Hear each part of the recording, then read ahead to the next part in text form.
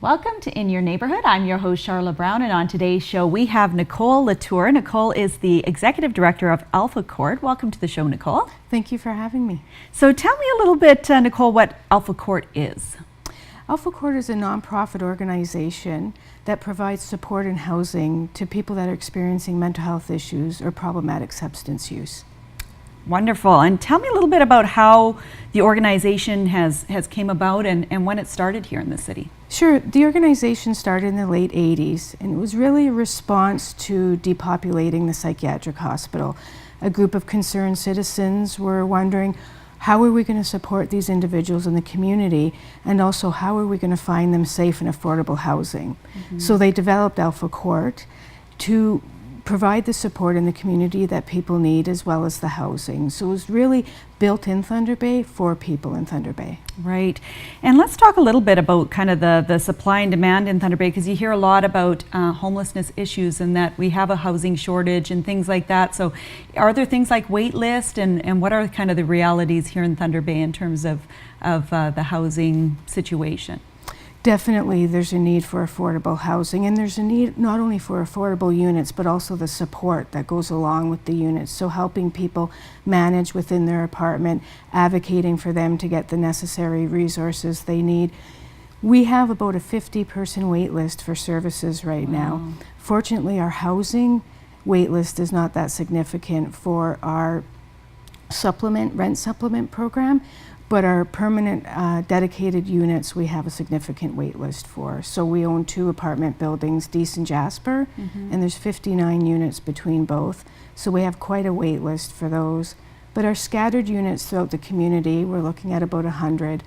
We don't have a significant wait list. So there's maybe about a 4 to 5 month wait. Okay. Let's talk about the difference of that in terms of the apartments and the supportive housing as opposed to people, getting the rent subsidy. What is the significant differences between those 2 programs? For sure. So the rent subsidies are scattered throughout the community. So we enter into agreements with private landlords, and they're willing to rent out their units to the individuals we support, and we top up the rent. So normally somebody on income support, whether it's Ontario Disability or Ontario Works, has a shelter allowance that they're given. So it's either about $479 or $370. So we'll top up the rest to meet the market rent that the landlord's requesting. And we have a really good group of landlords who are willing to work with us. They work well with our property manager. So she is the conduit between the tenant and the landlord. And a lot of them have not raised their rents on the people we serve, knowing that the individuals are on a fixed income and that we are a nonprofit. So we're really grateful to the landlords that work with us. Absolutely. And how does that differ from then the apartments? The apartments, we're actually the landlord. So we have an apartment building on Dease and an apartment building on Jasper. And those are rent geared to income. So we look at somebody's income and calculate their rent accordingly to the standards set forth by the ministry. And so they are charged a lower rent because you have to be low income to be eligible, but also require support for mental health and or problematic substance use issues. And so is there support provided right in those apartments? And if somebody lives in, say, a subsidized home, they still have access to the same kind of supports, but maybe they travel to it, or? Yeah, so the supports are in the form of case management for both the buildings that we own and our rent subsidies. So a case manager will work one-to-one with these individuals. So we don't offer 24/7 hour support, and we're not equipped to provide support to somebody that would require more than once or twice weekly support. So usually these individuals are able to live independently and don't have the need for personal support workers, say, but we will provide them with case management services. Right. I was just thinking back when you said in terms of the shelter allowance, in terms of 370 to 400 and something, that's not a lot of money when you think of what kind of the going rates are for rent in the city. For sure, and that's why these programs are so beneficial, because people can afford safe housing. Otherwise, you may be looking at substandard conditions or not being able to get housing at all if there weren't subsidies available or rent geared to income units. Absolutely. And is there any potential or possibility in the future for more apartment buildings and things like that? That's a big, I guess, undertaking. But just knowing that with the waiting and the demand that's there, is that something that that's a possibility? I hope so. Definitely housing is on the radar of not only us out there that are providing support, but also the funders. They're aware of the need for safe and affordable housing, and again, the support that would go along with that. So let's talk a little bit about the support. So what kind of services are you offering people who are under your care?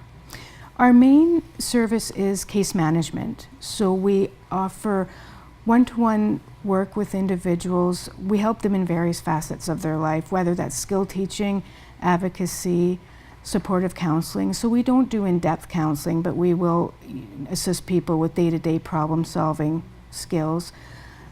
You know, how to be a tenant. We help them connect to other services that they may need. So they may be interested in employment, so we'll help connect them with employment services that are out there. And we also provide specialized programs within our case management. So we have a youth worker, and she works with people 16 to 24. And we also have an Ushkipa Modswin program. So that's designed to help people that are Indigenous and they feel that they want to get in touch with their culture and they would prefer to be a part of that program. And not only does it offer case management, it also has a cultural component of the group work and traditional teachings, traditional crafts. And we also have a dual diagnosis worker. So that position works with people who are struggling with mental health issues and developmental delays. And let's talk about a little more about the population that you serve, because you'd mentioned like there's a youth program.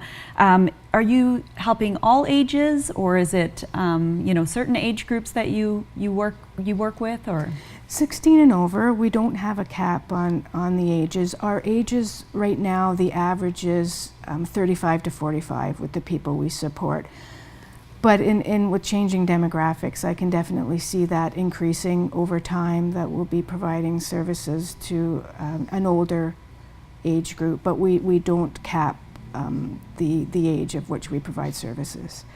Right. And is there other organizations in the city that also provide similar kind of care that you work with? I know you talked about you have partnerships in terms of people are looking for other services, but is there any other organization in Thunder Bay that's like yours, or you're very unique to that demographic and to that market?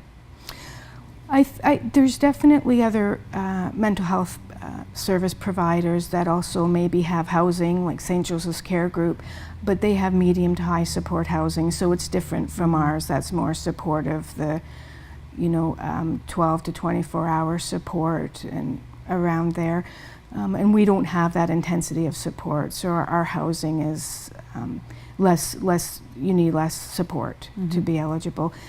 Canadian Mental Health Association offers support to people that are experiencing mental health and addiction issues as well. Right.